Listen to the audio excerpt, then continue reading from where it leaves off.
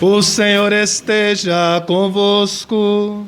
Ele está no meio de nós. Proclamação do Evangelho de Jesus Cristo, segundo Mateus. Glória a vós, Senhor.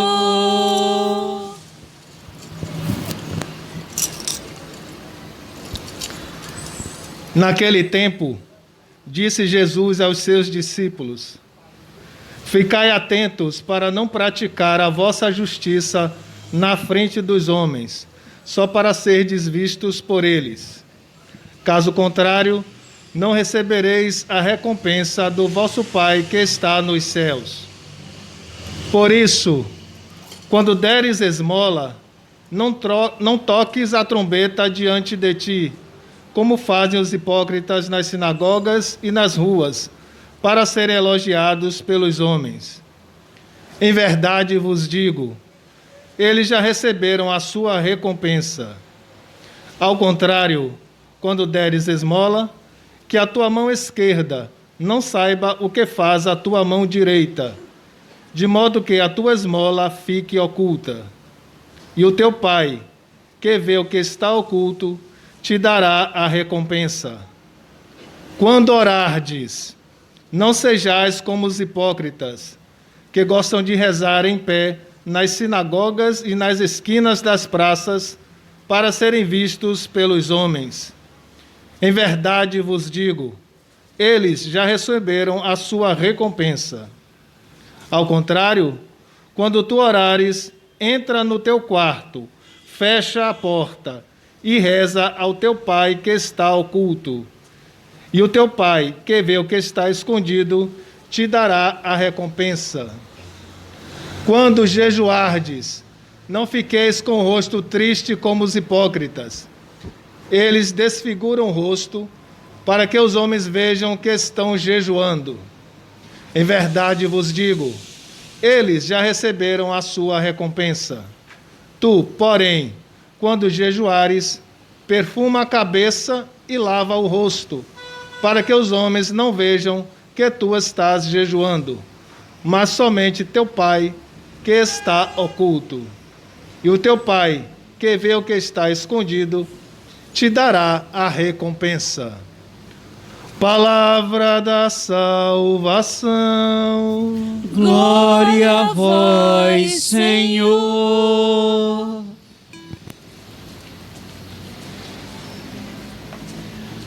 Pelas palavras do Santo Evangelho, sejam perdoados os nossos pecados. Amém. Louvado seja nosso Senhor Jesus Cristo. Para sempre seja louvado. Queridos irmãos e irmãs, eu começo a minha reflexão com esse apelo profundo do profeta Joel, na primeira leitura que nós acabamos de ouvir há poucos instantes. Rasgai o coração e não as vestes, e voltai para o Senhor vosso Deus. Ele é benigno e compassivo, paciente e cheio de misericórdia, inclinado a perdoar o castigo. Era comum entre os judeus essa prática de rasgar as vestes, principalmente quando o judeu se sentia culpado ou percebia que alguém havia cometido um erro.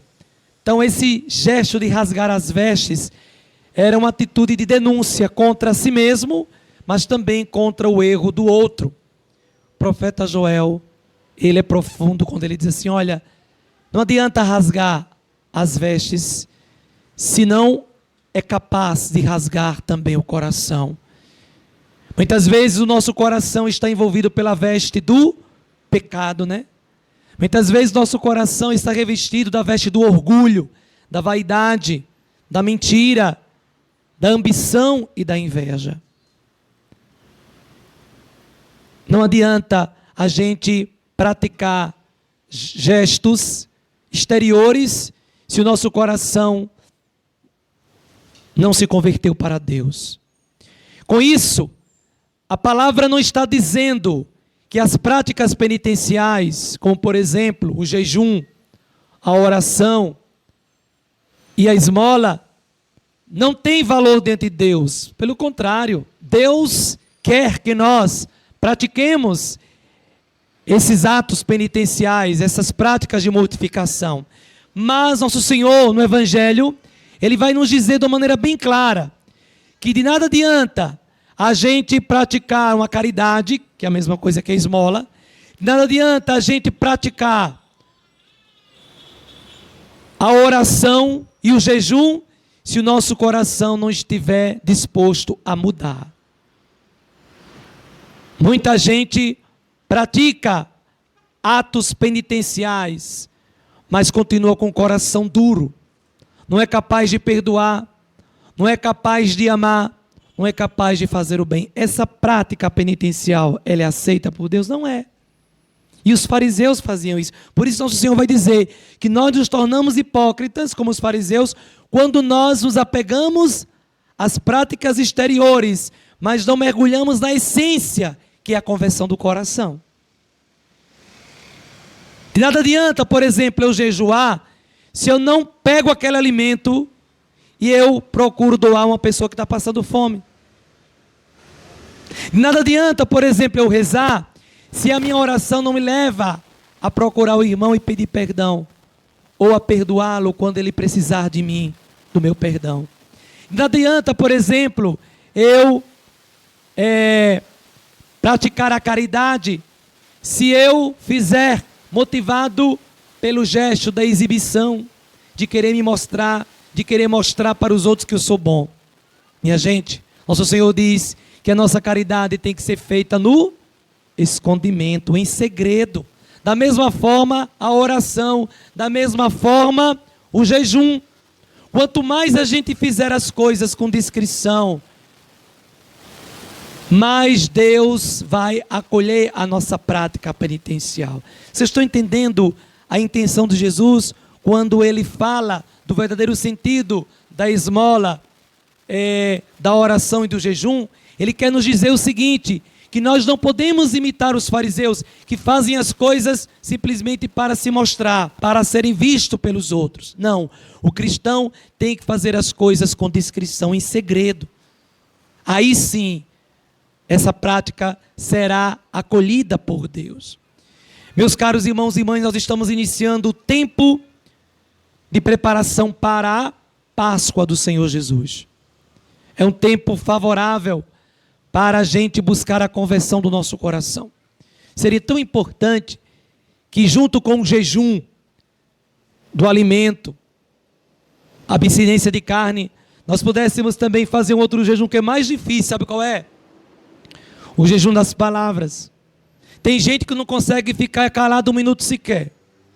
Eu lembro de uma mulher que uma vez chegou para mim e falou assim: padre, se eu parar de falar, eu morro do coração. Eu digo, misericórdia. Uma vez, ela foi participar de um retiro, e o retiro é aquele retiro inaciano, que é silêncio absoluto. Ela não aguentou ficar nem a metade da semana. Minha gente, o silêncio é importante, assim como o falar. Aliás, Deus nos deu 2 ouvidos e uma boca para a gente ouvir mais e falar menos. E quando nós falamos demais, nós magoamos. Quando nós falamos demais, nós acabamos caluniando o irmão. Nem tudo que a gente vê, a gente deve falar. Porque as aparências enganam. Antes de você falar, primeiro conheça a pessoa. Por exemplo, eu não posso falar de ninguém aqui, porque eu não conheço. E nem quero que ninguém venha falar de ninguém para mim, porque eu tenho o direito de conhecer o outro assim como você teve. E é interessante como nós temos esse vício de usar essa expressão: ah, eu quero preservar fulano. Deixa o outro conhecer o outro. Quando a gente vai ao outro para falar de alguém, nós estamos cometendo pecado grave, se chama fofoca. E fofoca não é coisa de Deus, é coisa do diabo. Quem gosta de falar aqui dos outros em nome de Jesus, eu peço, fecha essa boca. Está amarrado em nome de Jesus. Porque Deus não quer que ninguém fale de ninguém. Nós não temos o direito de falar de ninguém. Sabe por quê? Porque o seu telhado é de vidro. Hoje você atira pedra no telhado do teu irmão, amanhã o seu telhado também será apedrejado. Com a mesma medida com que você mediu o teu irmão, diz Jesus, você será medido. Meu Deus, como nós temos esse mau costume de falar dos outros, de denegrir a imagem dos outros. Você gosta de ser mal falado? Você gosta que as pessoas falem mal de você? Então por que você fala mal dos outros? Seja você um portador da paz. Não julgue ninguém. E aproveita agora o tempo da quaresma para fazer o jejum das palavras dentro de casa. Quantas e quantas vezes a gente tem dificuldade dentro de casa de silenciar. Porque muitas vezes somos provocados, somos pressionados. E eu acredito que o maior exemplo de silêncio que a gente deveria vivenciar é Nossa Senhora. Não é por um acaso que a palavra de Deus diz que Nossa Senhora, ela gostava de ouvir as palavras e meditar no coração. Nós não fazemos isso. A gente nem deixa a palavra chegar ao coração, a gente já quer dar a resposta, por isso que a gente responde errado. Deixa primeiro a palavra cair no teu coração. Deixa primeiro a palavra converter o teu coração, para que você possa dar uma resposta para Deus. Então, a quaresma é um tempo favorável para a gente escutar mais a palavra de Deus. Para a gente rezar mais, a gente se recolher mais. É um tempo favorável para a gente ter mais paciência. Olha, como é difícil a gente exercitar essa virtude, principalmente dentro de casa. Você é paciente com seu marido? Você, marido, é paciente com sua esposa. Você, pai e mãe, é paciente com seus filhos. Vocês, filhos, são pacientes com seus pais. É interessante como a gente valoriza mais as pessoas de fora e não valoriza as pessoas dentro de casa, né? E são justamente as pessoas dentro de casa que mais nos amam, com todos os defeitos que eles têm. Porque quando a gente está doente, quem é que está mais perto da gente? É a nossa família. Então vamos valorizar mais a nossa família. Não deixe para amar amanhã não, sabe por quê? Porque pode ser tarde demais. Eu fico interessante que eu vou em certos velórios, eu não estou julgando aqui a atitude de ninguém, mas eu fico impressionado como tem certas pessoas que quando em certos velórios manifestam mais do que um sentimento, se manifestam mais um arrependimento do que um sentimento de saudade. Manifestam mais um sentimento de dor do que de perda. Porque muitas vezes a gente deixa para valorizar as pessoas que a gente ama depois que ela morre. Por que você não valoriza a pessoa que você ama quando ela está viva? Comece a valorizar mais a pessoa que está do seu lado. Ame essa pessoa. Ah, padre, mas ela não merece. Mas você tem demonstrado amor? É interessante como a gente quer ser amado, mas a gente não se esforça para amar. Minha gente, o amor não é só traduzido com belas palavras, não. O amor ele tem que ser traduzido com gestos, com atitudes. Comece a fazer pequenos gestos de amor dentro de casa, para ver se mais cedo ou mais tarde essa pessoa que lhe dá dor de cabeça, ela não vai mudar. Comece essa mudança por você. Ah, padre, mas é tão difícil. Mudar uma atitude, mudar um comportamento não é fácil. Mas se você não fizer isso, de nada vai adiantar a quaresma. Porque vai passar a quaresma e quando chegar a Páscoa você vai continuar a mesma pessoa velha, chata, antipática. Vai continuar a mesma pessoa insuportável. E é interessante como a gente sempre tem esse hábito de achar que a culpa está nos outros, a culpa está em você. Comece essa mudança a partir de você, meu irmão, minha irmã. Se no ano passado essa mudança não aconteceu, faça com que ela aconteça esse ano. Depende de você. Veja o que nos diz o apóstolo Paulo na segunda leitura, escrevendo aos Coríntios. Ele vai dizer assim: irmãos e irmãs, exorto-vos em nome do Senhor Jesus, busquem a reconciliação com Deus, através do sacramento da penitência. Tem gente que tem medo de se confessar, né? Uma vez uma mulher disse: eu não me confesso com o padre, porque o padre é pecador igual a mim. Ele disse: então a senhora não é católica. Porque quem instituiu o sacramento da penitência e conversão foi Jesus Cristo. Quando ele ressuscitou, ele soprou sobre os apóstolos e disse: recebei o Espírito Santo, né? Os pecados daqueles que vocês perdoarem serão perdoados, os pecados daqueles que vocês não perdoarem não serão perdoados. Inclusive, já vou dizer amanhã, viu? Amanhã, à tarde, a partir das 3h, a hora da misericórdia, eu vou rezar meu texto da misericórdia aqui. Quem quiser vir rezar, viu? Já vou atender confissão. Agora não venha confessar o pecado dos outros, não, viu? Venha para confessar os seus pecados. Eu digo logo, quando a pessoa vai se confessar, tem gente que acha que não vem nem a querer se confessar comigo, o padre vai dar bronca. Não dou bronca a ninguém, não. Mas quando alguém chega para mim e diz assim, padre, olha, meu pecado é meu marido, ele faz isso, isso. Eu digo, minha filha, eu não quero saber de pecar seus maridos, não. Quero saber dos seus pecados. Deixe que seu marido conte os dele. Ah, padre, mas é ele que me faz pecar. Ah, então você é a santa, né? Você não erra, não, né? Vocês estão entendendo, minha gente, como nós somos... Nem se confessar a gente sabe. Tem gente que quando vai procurar o padre, em vez de se confessar, vai para contar a vida. Minha gente, confissão não é para contar a sua história. Procure depois o padre para fazer a sua direção espiritual. Confissão é para você contar os seus. E para fazer uma boa confissão, a gente tem que fazer o quê? Um bom exame de consciência. Pega os 10 mandamentos e veja se você tem amado a Deus sobre todas as coisas, se você tem amado o próximo como a si mesmo. Meu Deus, até para se confessar a gente tem dificuldade. Como é que a quaresma vai gerar em nós uma conversão? Se a gente já começa mal a quaresma. A gente não sabe jejuar. Teve uma mulher uma vez que procurou e disse, padre, eu vou aproveitar a quaresma para jejuar, para emagrecer, repare. Se minha filha, tome juízo. Vocês estão entendendo como as pessoas elas não estão, como é que diz a palavra, conscientes do que é realmente o jejum, do que é uma caridade e do que é uma oração. Ou a gente aprende a fazer as coisas de coração, ou a gente aprende a fazer de acordo com o nosso Senhor quer. De nada vai adiantar a gente praticar o jejum e a oração, o jejum, a oração e a esmola do nosso jeito, porque a gente vai praticar errado. E não vai ter o efeito que Jesus espera em nós, que é a conversão. Está vendo? Então, se você tem dúvida, procure o sacerdote, procure o diácono. Peça uma orientação, para que você possa fazer uma quaresma abençoada, para que de fato o milagre da conversão possa de fato acontecer na sua vida. E aí o apóstolo Paulo vai concluir dizendo, olha, não deixe para que essa reconciliação aconteça amanhã não, viu? Porque amanhã pode ser tarde demais. A gente não sabe, meus irmãos e minhas irmãs, quanto tempo nós temos nesse mundo, né? Está aí ainda a pandemia, né? Muita gente ainda está morrendo. E a gente esquece que para morrer basta a gente estar vivo. Aí a pergunta que eu faço, se nosso Senhor chamasse você agora, você estaria preparado e preparada para se encontrar com Ele? Diz o Salmo, Senhor, quem entrará no teu santuário? Somente quem tiver as mãos limpas e o coração puro. Olha. Então se a gente não tiver com as nossas mãos limpas, nosso coração puro, nós não vamos entrar no céu não. Então não vamos brincar, minha gente, de ser cristão. Não vamos brincar com a nossa conversão. Vamos levar a sério a nossa caminhada.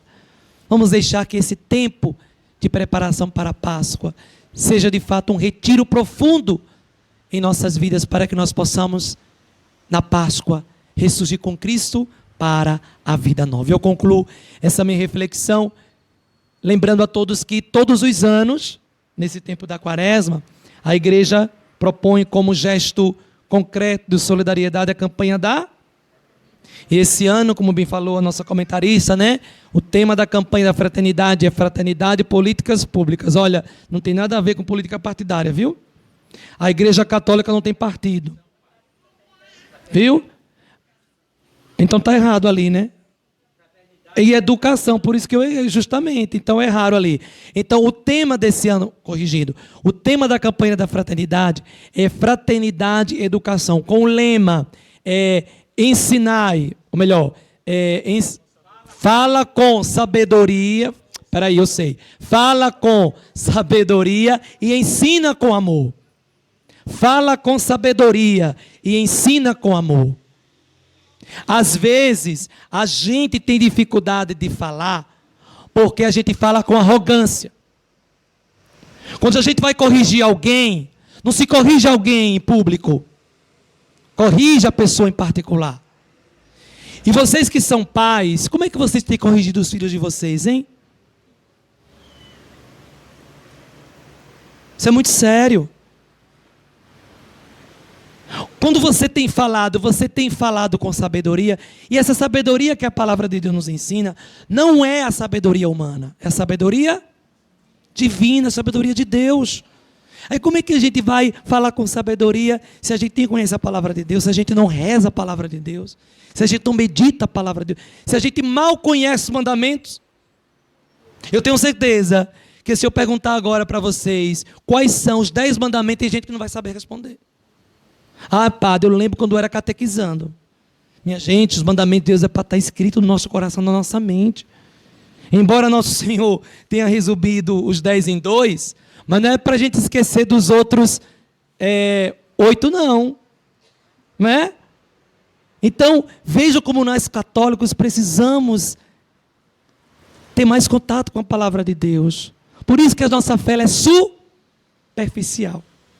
Por isso que a nossa fé ela não é profunda. Porque nós queremos viver uma fé desvinculada da palavra. Queremos viver uma fé sem ter conhecimento da palavra. Agora, não basta só conhecer, é preciso colocá-la em prática. Então, que a campanha da fraternidade desse ano, né, que nos convida a viver, a termos contato com a sabedoria de Deus e colocarmos em prática essa sabedoria, nos leve de fato a falar com sabedoria e ensinar com amor, falar com amor.